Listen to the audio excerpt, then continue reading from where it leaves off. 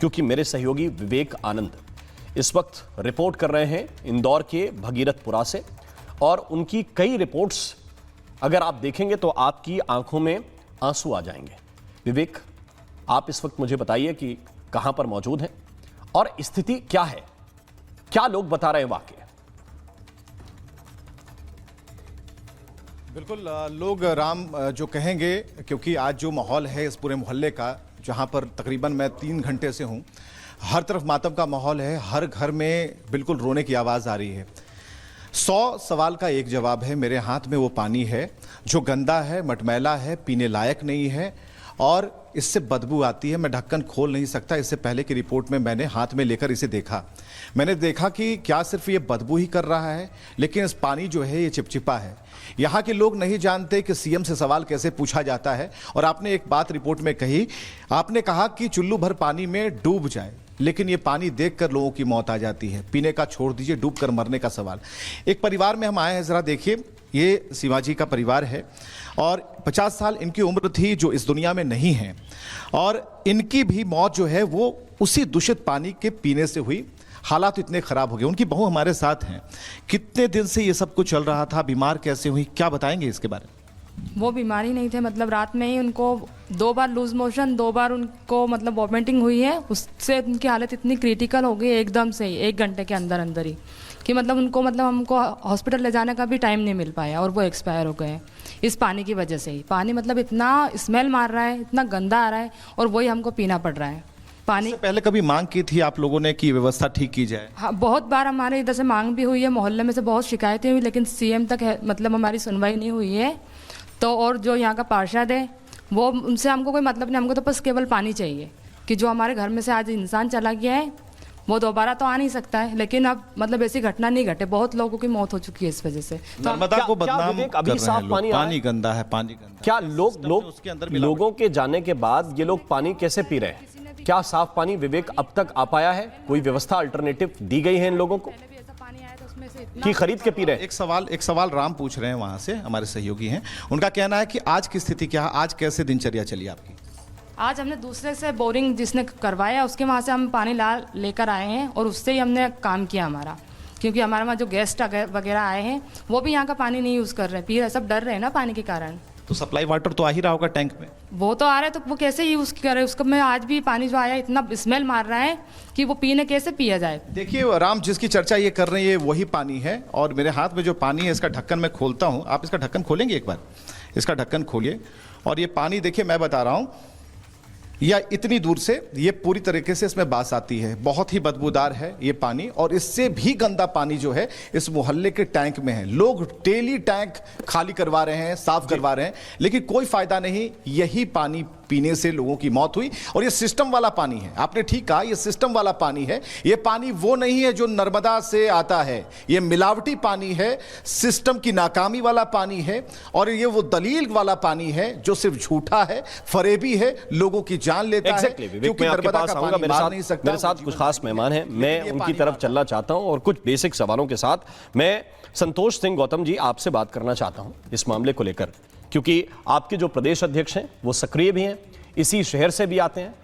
लेकिन अगर इतने दिन की समस्या थी तो मुझे लगता है गौतम जी, आपकी पार्टी ने भी न्याय नहीं किया इन लोगों के साथ। इन लोगों के साथ अगर वैसा न्याय आप लोग करते, जिम्मेदारी किसकी है मैं अपनी ओपनिंग में बता चुका हूं।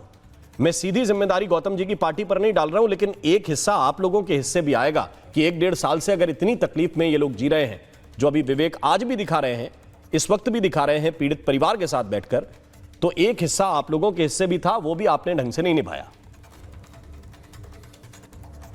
देखिए राम भाई, मैं पूरी ईमानदारी के साथ ये कह सकता हूं कि कांग्रेस पार्टी लगातार ऐसे मुद्दों पर सक्रिय है, और चाहे पानी की समस्या हो, चाहे इंदौर में जिस प्रकार से इमेज बना दी गई है कि सबसे स्वच्छ शहर है, लेकिन इसकी समस्या को पूरी तरह से जो यहाँ की राज्य सरकार है नजरअंदाज करती रही है। आज इंदौर की कोई सड़क नहीं है जहां पर गड्ढे नहीं है, और कांग्रेस पार्टी लगातार आंदोलनों के माध्यम से, चाहे ड्रेनेज के पानी की समस्या, हमारे पार्षद टंकियों में उतरकर खुद भी सफाई का काम कर रहे हैं, या देखा होगा लगातार इंदौर के अंदर। तो ऐसा नहीं कि हमारे लोग समस्या नहीं उठा रहे हैं, लेकिन आज जिस तरीके से आपने पूरी रिपोर्ट को दिखाया है। मैं आपको साधुवाद देता हूं कि आपने पूरी तरह से एक एक बात जो मैं कहना चाहता था खुद अपनी रिपोर्ट में कह दी है। यहाँ के जितने भी जवाबदार अधिकारी हैं उनके पास सीधी बात यह है कि कमीशन यदि उनको नहीं मिले तो वो किसी भी टेंडर को आगे काम बढ़ने नहीं देते, चाहे टेंडर हो जाए। तो महापौर ने जो कहा ना कि ये देखूंगा कि अगर से मेरे लिए पास हो गया था टेंडर तो काम करना शुरू हुआ, सीधी सी बात है कि अधिकारियों तक, जिम्मेदारों तक जो कमीशन का पैसा वो नहीं पहुंचा और इसलिए काम शुरू नहीं हुआ। और ये अकेले केवल भागीरथपुरा की बात नहीं है,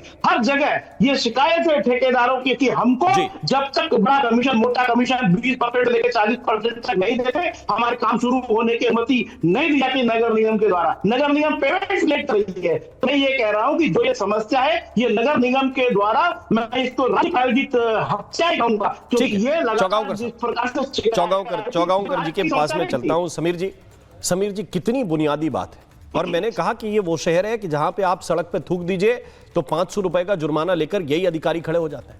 मैं कहता हूं कि अच्छा करते हैं, लेकिन उसके एवज में कुछ करके तो दें। चौगांवकर जी। राम भाई, निश्चित रूप से बहुत दुर्भाग्यपूर्ण घटना है जो भागीरथपुरा में हुई कि बच्चे पानी, गंदा दूषित पानी से जहां डेथ हुई है वहां पर। मुझे लग रहा है इंदौर मध्य प्रदेश का सबसे विकसित शहर माना जाता है, सबसे पैसे वाला शहर माना जाता है और भारतीय जनता पार्टी का वहां सबसे स्ट्रांग होल्ड जिसे कह सकते हो। आपके सारे विधायक अगर आप देखेंगे तो भारतीय जनता पार्टी के आते हैं, मेयर वहां से, कैलाश शिववर्गी जैसे नेता वहां से भारतीय जनता पार्टी के आते हैं और वहां इस तरीके से घटना घटना है बहुत दुर्भाग्यपूर्ण है। मुख्यमंत्री मोहन यादव जी ने इस बात का जिक्र करते हुए कहा है कि भाई कोई भी दोषी अधिकारी बख्शा नहीं जाएगा। संभावना इस बात की व्यक्त की जा रही है कि उन्होंने कहा है कि भाई वह एक विशेष दल भेजकर जांच करवाएंगे कि इस तरीके से व्यवस्था, वहां पानी की व्यवस्था ऐसी क्यों रही और क्यों वहां नगर निगम ये सब व्यवस्था नहीं कर पाया। लेकिन जो भी सरकार करेगी मुझे लगता है कि वो कोई बहुत ज्यादा मतलब जिससे सराहना नहीं की जा सकती, क्योंकि अब जिन मौतें 12 मौतें हो जाना और 12 मौतें के बाद सरकार का जागना, मुझे लगता है कि ये बहुत दुर्भाग्यपूर्ण है। सरकार अगर पहले जाग जाती है ये तो कह देना कि ठीक आसान है। आप संख्या पे अभी तक कंफ्यूज हैं, आप संख्या नहीं गिन पा रहे। जिस वार्ड के आप बता रहे हैं कुल जमा 1400 लोग बिल्कुल इससे पीड़ित हुए, कितनी देर लगती है भाई 1400 लोगों तक जाने में इस पूरे सिस्टम को? वो तब है जब इंदौर सबसे स्वच्छ शहर माना जाता, लगातार नंबर 1 के पायदान पर बैठा हुआ है और इंदौर का उदाहरण दिया जाता है कि भाई किसी शहर को साफ सुथरा रखना है तो इंदौर से सीखा जा सकता है। तो मुझे लगता है कि एक बहुत बड़ी लापरवाही प्रशासनिक है। मुख्यमंत्री ने कहा है जांच होगी इस मामले और दोषियों को नहीं बख्शा जाएगा। मुझे लग रहा है आने वाले दिनों में कार्रवाई देखने को मिलेगी जब तमाम अधिकारी वहां से सस्पेंड होंगे या कार्रवाई होगी। पहले मैं फराज जी को लेके आना चाहता हूं। विवेक श्रीवास्तव मेरे साथ हैं, विशाल मिश्रा जी मेरे साथ हैं, उनके पास चलूंगा। लेकिन फराज किदवई, और जब कोई प्रश्न पूछे इस बात को लेकर तो ये उसको देख रहे हैं, वो इसको देख रहे हैं। जब पत्रकार सवाल पूछ रहे हैं, बहुत बुनियादी सवाल कि भैया आपने कहा था पैसा रिफंड मिल जाएगा, जिनका इलाज हुआ है रिफंड नहीं मिला, हम जमीन पे देख के आए। उत्तर देने का अंदाज देखिए फराज जी आप।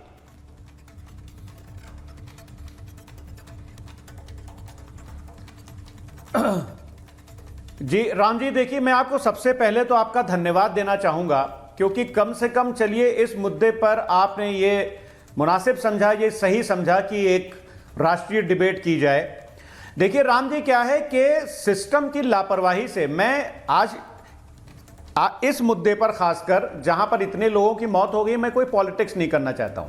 यह घटना चाहे मध्य प्रदेश में है या कर्नाटका में अगर हुई होती तो मैं उसी मुस्तैदी से सवाल उठाता।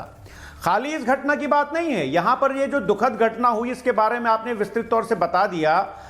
कफ सिरप पीने से भी मध्य प्रदेश में करीब 20 बच्चों की मृत्यु हुई है। उस पर कहीं ना कोई शोर हो रहा है, ना सरकार उस पर कुछ बोल रही है। हमारे राष्ट्रीय अध्यक्ष आदरणीय अखिलेश यादव जी बराबर इस चीज पर सवाल उठा रहे हैं। और मैं आपको बता दूं कि लैंसेट स्टडी के हिसाब से हमारी सरकार जो बार बार बड़े बड़े दावे करती है, उसके हिसाब से भारत में 1,95,000 बस्तियां हैं जहां पर दूषित पानी आता है और जिसकी वजह से एक साल में लगभग 25 लाख लोगों की मृत्यु हो जाती है हमारे देश में। 25 लाख, राम जी मैं फिर से बोल रहा हूं, दूषित पानी पीने से 25 लाख लोगों की मृत्यु हो जाती है। लेकिन सरकार के जो है वो कोई जू नहीं रेंगती है। एक मैं आपको एक बहुत ही व्याकुल करने वाला उदाहरण देता हूं। मध्य प्रदेश से लगा हुआ जिला है झांसी, जो कि उत्तर प्रदेश में आता है। वहां पर आग लगने से कुछ नवजात बच्चों की मृत्यु हो गई थी, लगभग 15 से 20 के आसपास। तो सिस्टम की कमी की वजह से 15 नवजात बच्चों की राम जी मृत्यु तो हो गई, दुखद मृत्यु तो हो गई, लेकिन उसके दूसरे दिन यह समाचार पत्रों में आया और आपके जैसे सीनियर एंकर्स और टीवी चैनल्स ने दिखाया कि दूसरे दिन वहां पर राहत और बचाव को छोड़ करके वहां के अधिकारी अस्पताल में चूना डलवाने लगे, क्योंकि दूसरे दिन शायद कोई कैबिनेट मिनिस्टर या उप मुख्यमंत्री महोदय का वहां पर दौरा होना था। ब्रजेश पाठक जा रहे जब सिस्टम में जब प्रशासन में इतनी ब्रजेश पाठक जा रहे थे, नाम लीजिए, कोई दिक्कत नहीं। आप कुछ कह रहे हैं? मैं ये बता रहा हूं जिसको आप भूल गया था, ब्रजेश पाठक जी जा रहे थे। तो जब राम जी सिस्टम इतना निकम्मा हो जाए तो आप उसको क्या बोलेंगे? और मैं आपको एक उदाहरण और दे देता हूं छोटा सा, उसके बाद में आप दूसरे साथी के पास चले जाइएगा कि इतना सब कुछ होने के बाद भी 27 जुलाई 2025 की इंडियन एक्सप्रेस में खबर छपती है पेज नंबर 4 पर। उस खबर के हिसाब से उत्तर प्रदेश के बलिया जिले के सरकारी अस्पताल में जो इलाज हो रहा था वो टॉर्च की रोशनी से हो रहा था।